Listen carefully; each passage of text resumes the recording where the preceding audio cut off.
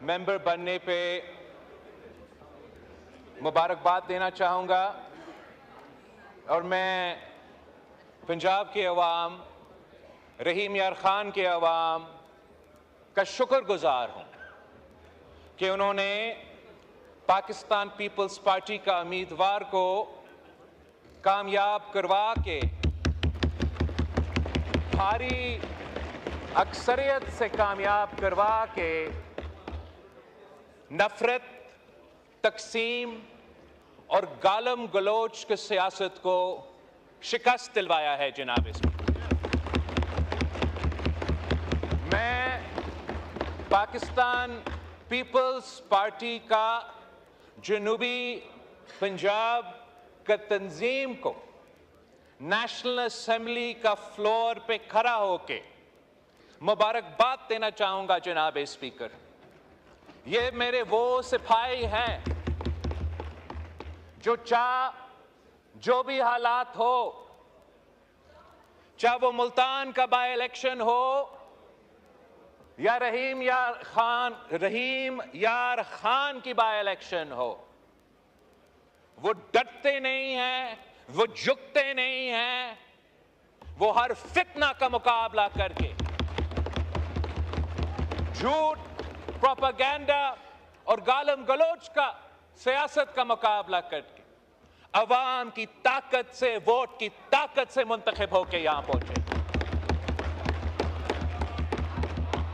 जनाब स्पीकर, ये वो उम्मीदवार हैं जो हर पोलिंग स्टेशन का फॉर्म 45 आपको दिखा सकते हैं। ये जो मेरे साथी यहां मौजूद हैं, मैं तो चाहता हूं कि हम मिलके order in the house, order इस तरह ना करें। सियासत अभी करें। आपके भी 6 मेंबरान ने बोलना है क्वेश्चन आवर के बाद। जमहूरी सफर नो क्रॉस में साथ चले, हम अपना सियासत को फाल करें, सदारा को फाल करें, चार्टर ऑफ डेमोक्रेसीज तय करें, मगर उससे पहले एक बुनियादी बात तय करना पड़ेगा। जनाब स्पीकर, कि पाकिस्तान की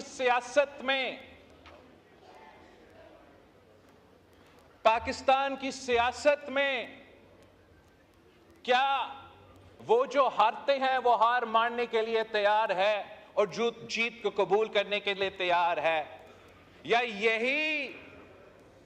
यही सियासत रहेगा कि मैं जीता तो वाह वाह, मैं हारा तो धांधली। अगर हमने जमहूरियत को आगे लेके बढ़ना है तो अवाम के फैसले पे भरोसा करना पड़ेगा, अवाम के फैसले पे एतमाद करना पड़ेगा। मैं इस इलेक्शन में जो सियासी जमातों ने मिलकर ये इलेक्शन हमारे साथ चले, हमारे सियासी इत्तेहादी, हुकूमती इत्तेहादी और वो आज़ाद उम्मीदवार के भी शुक्रगुजार हूं जिन्होंने सब एक होके ये साबित कर दिया कि पाकिस्तान के अवाम इस वक्त साजिशी सियासत के साथ खड़े नहीं हैं। पाकिस्तान के अवाम इस वक्त गालम गलोच की सियासत के साथ खड़े नहीं हैं। पाकिस्तान के अवाम इस वक्त कैदी नंबर 804 के साथ खड़े नहीं है। जितने भी बाय इलेक्शंस हुए हैं जनाब स्पीकर, जितने भी बाय इलेक्शंस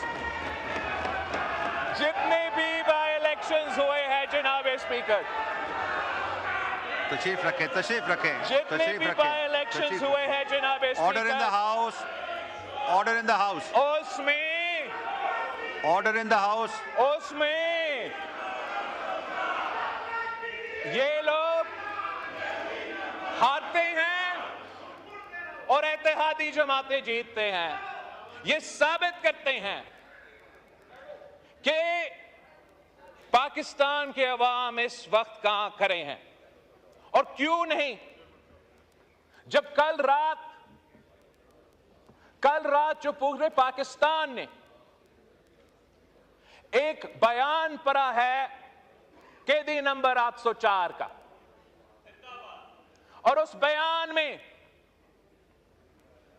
इस शख्स ने अपनी सियासत को चंपाने के लिए, अपने जाती मसले में, अपने अदालत के केसेस में रिलीफ लेने के लिए हर आईनी इदारा पे हमला किया है जनाब स्पीकर।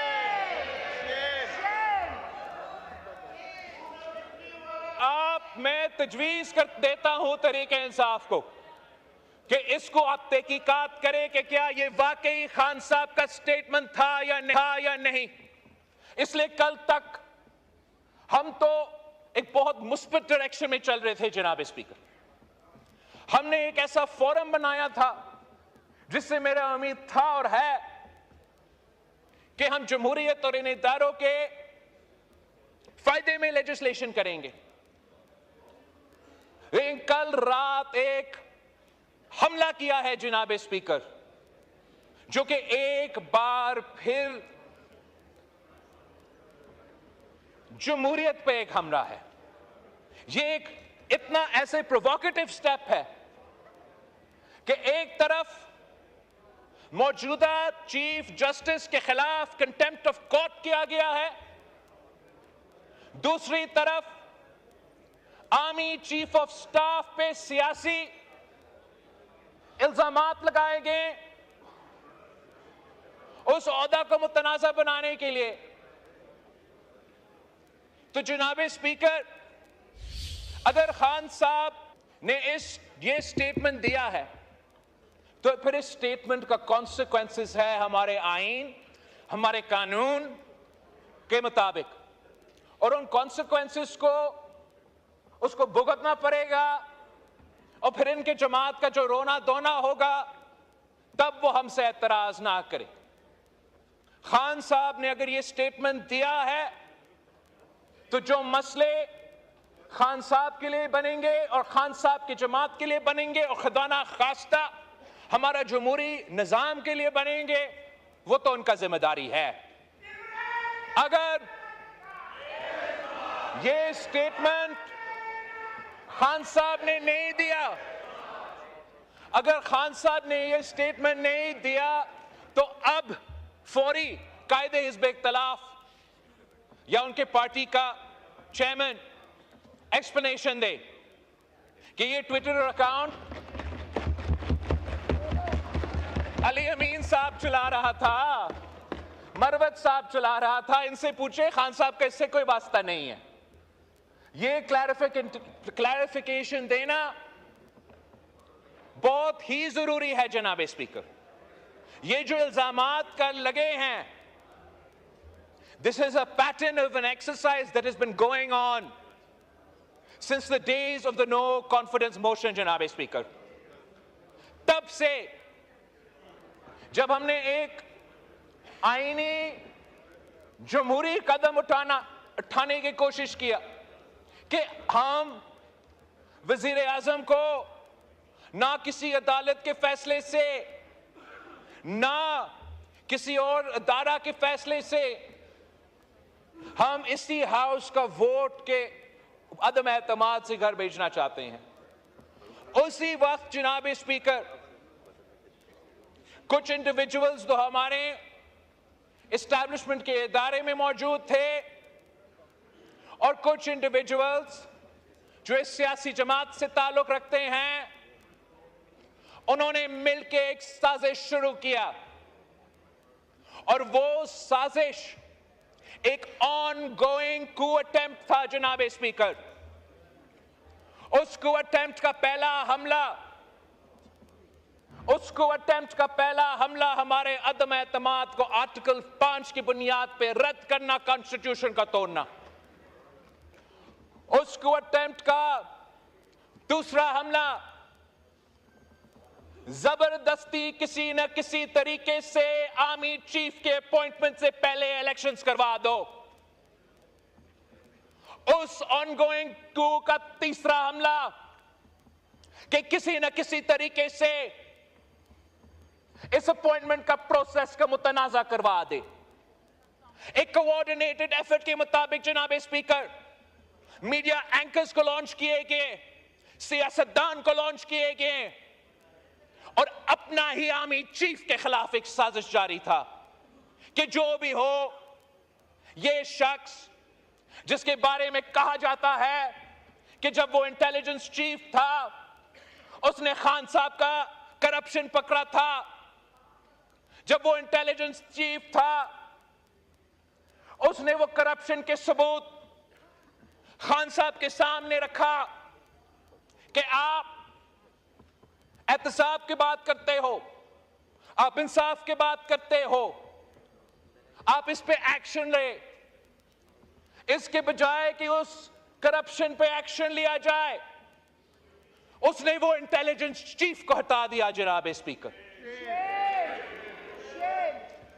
फिर उसने मिलके उसी इदारे के अहम शख्सियात के साथ मिलके यह साजिश करने की कोशिश की कि इस आईनी प्रोसेस को सैबोटाज करे। और यह साजिश वहां रुकता नहीं है जनाब स्पीकर। मैं उससे टाइम से पहले बात नहीं करना चाहूंगा।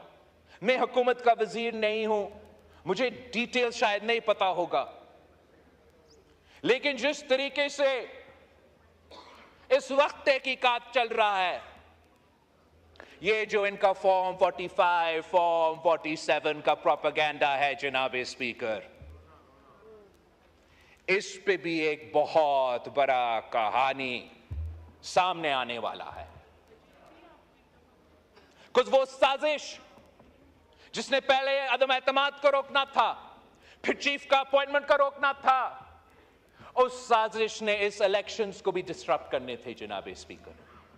और जब वो सबूत सामने आएगा तो ना ये अपने मुंह अवाम में दिखा सकेंगे, ना कोई और अपने मुंह अवाम में दिखा सकेंगे। उनको आईन और कानून के मुताबिक जवाब देना पड़ेगा। मैं एक बार फिर इस बात पे जोर देता हूं कि जब भी जमहूरी जमातें जमहूरियत की तरफ एक कदम आगे बढ़ते हैं तो सोचना चाहिए कि ऐसे एक्सट्रीम पॉइंट, एक्सट्रीम बयान, एक्सट्रीम मौकिफ क्यों और कैसे लिया जाता है। यह सवाल हुकूमत और इत्तेहादी जमातों को अपने आप से भी पूछना चाहिए।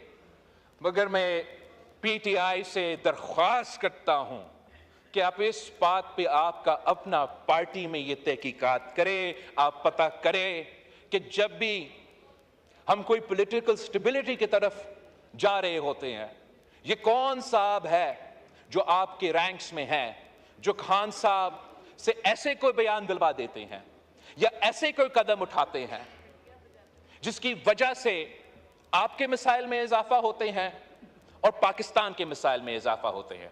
थैंक यू जनाब स्पीकर। जी जी, क्वेश्चन आवर हमने सस्पेंड किया है और